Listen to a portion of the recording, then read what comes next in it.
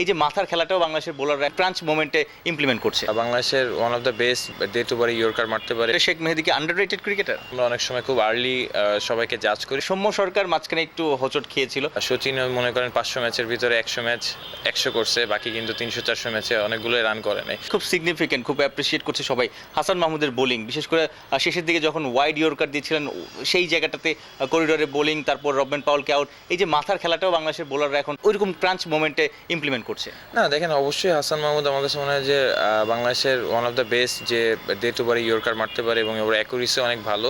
তো এই জায়গা থেকে আমার কাছে মনে হয় সব থেকে ভালো যে জিনিসটা লাগছে, ও নিজে ব্যাক করছে এবং ওর যে প্ল্যান ছিল ওই প্ল্যানিংয়েই ও বল করছে। আবার শেখ মেহেদী তার পাওয়ার প্লেতে এইভাবে কলিজা বড় নিয়ে বোলিং করাটা, না অবশ্যই দেখেন সবসময় কিন্তু বাংলাদেশের আপনি তো কিপিং করেন। শেখ মেহেদী বোলিং যখন বল করে আপনি বেশিরভাগ সময় বিপিএল এর সময় কিংবা যে গ্লোবাল সুপার লিগে আপনি তো উইকেটের পেছনে ছিলেন। শেখ মেহেদীর বোলিংটা স্পেশালিটি কি আসলে, নতুন বলে বা পুরাতন বলে?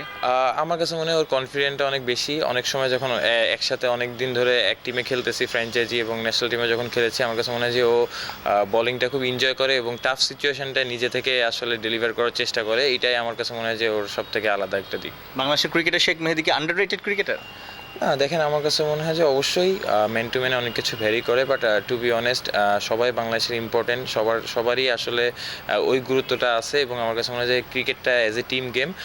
আজকে হয়তো মেহেদী করছে, কালকে আরেকজন টিম করবে। টিমের উইনিংয়ের জন্য যার জায়গা থেকে যতটুকু কন্ট্রিবিউশন দরকার। যে 2-3 জন ভালো খেলেছে তার মধ্যে সৌম্য এবং শেখ মেহেদী, যারা গ্লোবাল সুপার লিগও দুর্দান্ত খেলেছে, রংপুরে একটা বড় কৃতিত্ব আছে।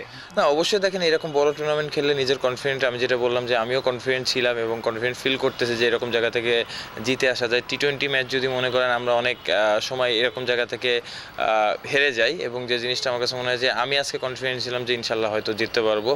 আর হ্যাঁ, টু বি অনেস্ট সৌম্য এবং মেহেদী খুব ভালো ফর্মে আছে, তারা ভালো করছে। আপনি গায়ানাতে গ্লোবাল সুপার লিগের সময় দেখেছেন সৌম্যকে কাছ থেকে, ক্যাপ্টেন আপনি শেখ মেহেদীকে দেখেছেন। দুজনকে যদি ইভালুয়েশন করেন আসলে তাদের প্রিপারেশনটা কেমন ছিল, তাদের আসলে ক্ষুধাটা কতটুকু ছিল? না দেখেন, এরকম বড় একটা টুর্নামেন্ট, আপনার বাইরের দেশের সব ভালো ভালো প্লেয়াররা ছিল, তাদের এখানে এইভাবে চ্যাম্পিয়ন হওয়াটা অবশ্যই তাদের ওই কনফিডেন্টটা ক্যারি করতেছে।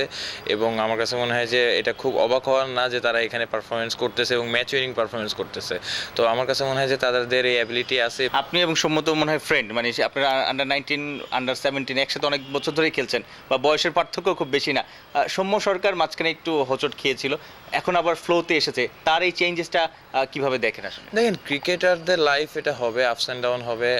আমাদের জিনিসটা আমরা খুব বেশি তাড়াতাড়ি জাজ করি। এই জিনিসটা এরকম একটা খারাপ সময় আসতেই পারে, বড় বড় প্লেয়ারেরও আসে। সচিন মনে করেন 500 ম্যাচের ভিতরে 100 ম্যাচ 100 করছে, বাকি কিন্তু 300-400 ম্যাচে অনেকগুলো রান করে নাই। তো এইখানে আপস অ্যান্ড ডাউন হবে, এটাই মেনে নিতে হবে। এবং আমার কাছে মনে হয় যে অ্যাজ এ প্লেয়ার হিসেবে আমাদের এটা মেনে নিতে হবে যে খারাপ সময় আমরা কীভাবে ব্যাক করব, এই মেন্টালিটিতে থাকা। এবং অ্যাট দ্য সেম টাইম আমি যেটা বললাম যে হয়তো আমাদের মানুষরা সবাই খুব ইমোশনাল, আমরা খারাপ খেললে তারাও কষ্ট পায়। তো এই দিক থেকে আসলে কালচারাল কারণে আমরা অনেক সময় খুব আর্লি সবাইকে জাজ করি। তো আমার কাছে মনে হয় যে এই জায়গা থেকে আরেকটু মানে আমরা যদি ধৈর্য ধরি, সবার ক্ষেত্রে এই জিনিসটা শুধু সৌম্য না, সবার ক্ষেত্রে এটা ইম্পর্টেন্ট। সোহান আশা করছেন বাংলাদেশ আসলে টি-20 সিরিজটা জিতেই দেশে ফিরবে এবং বিপিএল এর আগে সবাই ফুরফুরে মেজাজে থাকবে। সাইফুল হক, 71, সিলেট।